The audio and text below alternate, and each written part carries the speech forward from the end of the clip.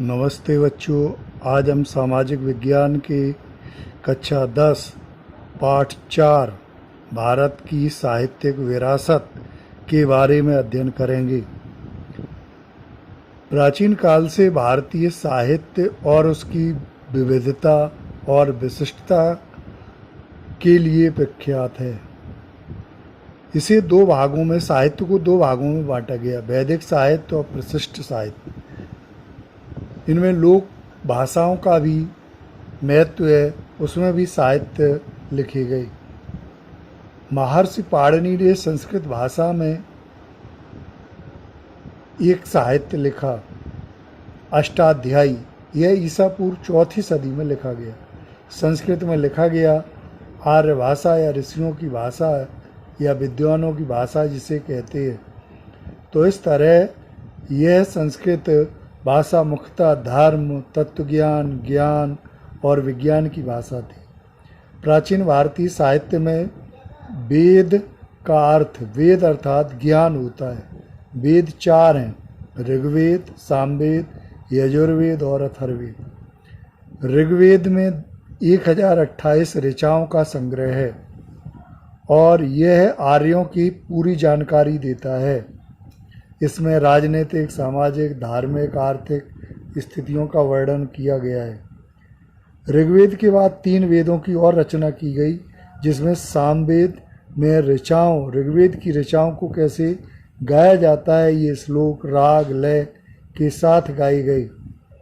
उसके बाद में यजुर्वेद, यह वेद जो है गद्य और पद्य स्वरूप में निर्मित है और मंत्रों, क्रियाओं, यज्ञों में बोले जाने वाले इसका जो उच्चारण है उस विधियों का वर्णन बताया। कर्मकांड के बारे में अथर्ववेद का जो है वह और संस्कारों का वर्णन किया गया अथर्ववेद में। उसके बाद उपनिषद लिखे गए, उसमें जो है 108 उनकी संख्या जो है वो दर्शाई गई।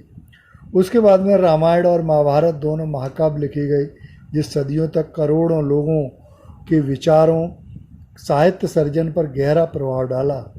और इसमें जो है रामायण में अयोध्या के राजा दशरथ के पुत्र राम का जो है वो वर्णन किया गया।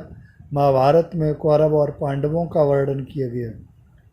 उसके बाद में संस्कृत भाषा उस समय थी। उसके बाद में प्रारंभिक बौद्ध साहित्य पाली भाषा में लिखा गया और यह 3 भागों में विभाजित किया गया, जिसे त्रिपिटक के नाम से जाना गया। उसके बाद में जो है गुप्त युग, संस्कृत काल में नाटक का विकास हुआ और स्वर्ण युग कहलाया। इसमें कालिदास, भवभूति, भारवी, भर्तरी, बाण भट्ट, माघ आदि जैसे कवियों का समावेश किया गया। कालिदास ने कुमार संभव, रघुवंश, मेघदूत, ऋतुसंहार, अभिज्ञान शाकुंतल जैसे ग्रंथ लिखे।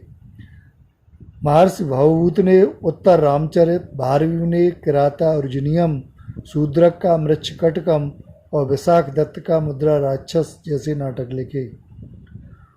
गुजराती गद्य पद्य साहित्य में विकास हुआ। इसमें नरसिंह मेहता, मीराबाई, दयाराम, अखा, प्रेमानंद, प्रीतम जैसे साहित्यकारों ने पदों और गीतों में रचना की।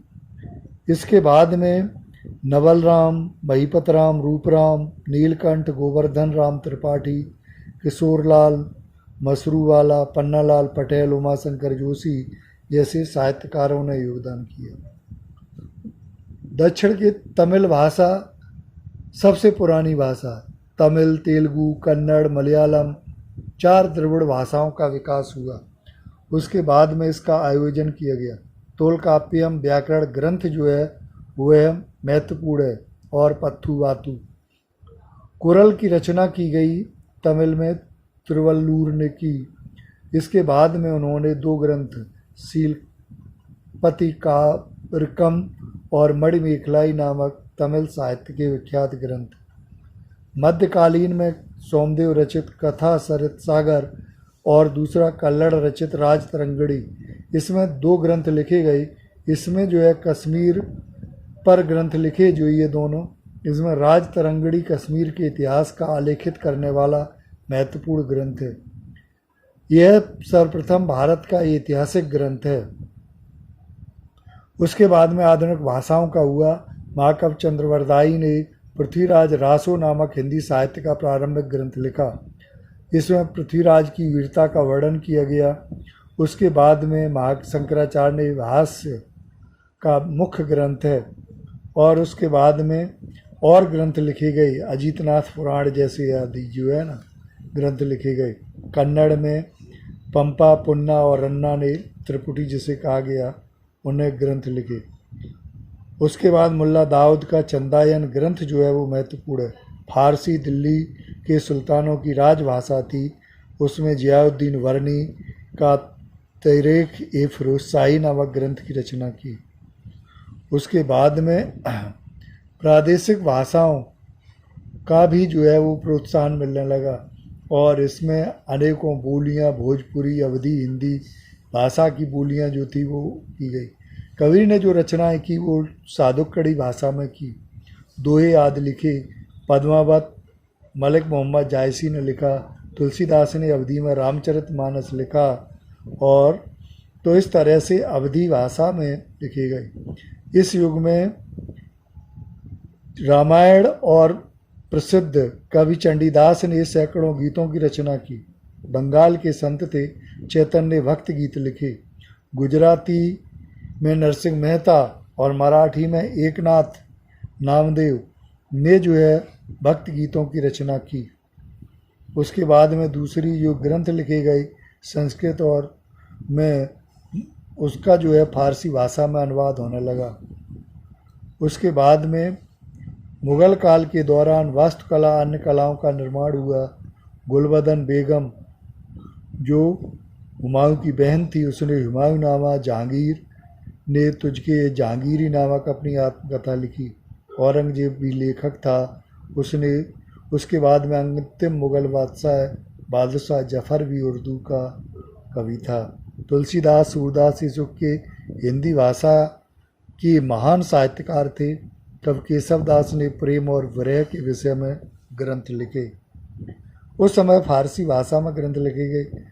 आईने अकबरी में भारतीय रीति रिवाजों, शिष्टाचारों, धर्म, आर्थिक स्थिति आदि के पहलुओं का विस्तृत वर्णन किया गया।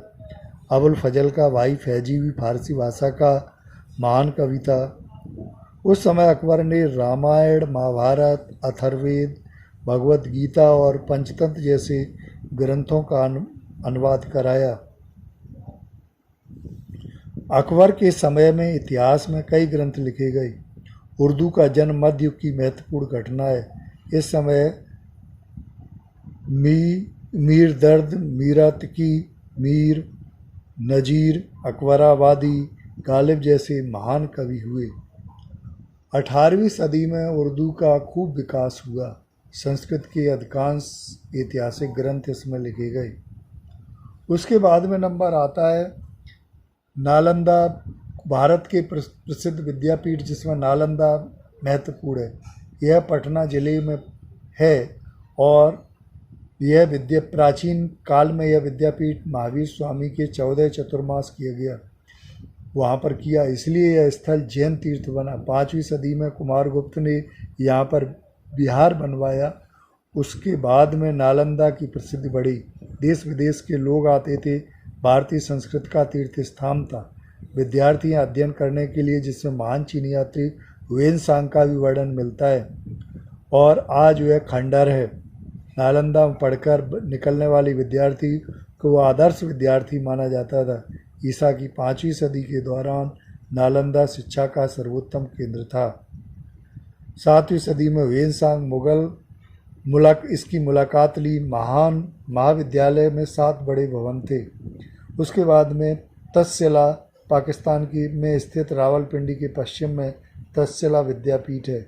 गांधार प्रदेश की राजधानी का यह नगर था, और भगवान बुद्ध के शिष्य जो थे वो जैविक, वहाँ उन्होंने यह पाठ सीखा। दंत कथा अनुसार यह जो है भारत के पुत्र तक्ष, उनके नाम पर यह लिखा गया। 7वीं सदी का महत्वपूर्ण था। वहाँ पर अनेक विषयों की शिक्षा, धनुर्विद्या, व्याकरण, तत्वज्ञान आदि सभी की शिक्षा वहाँ पर दी गई।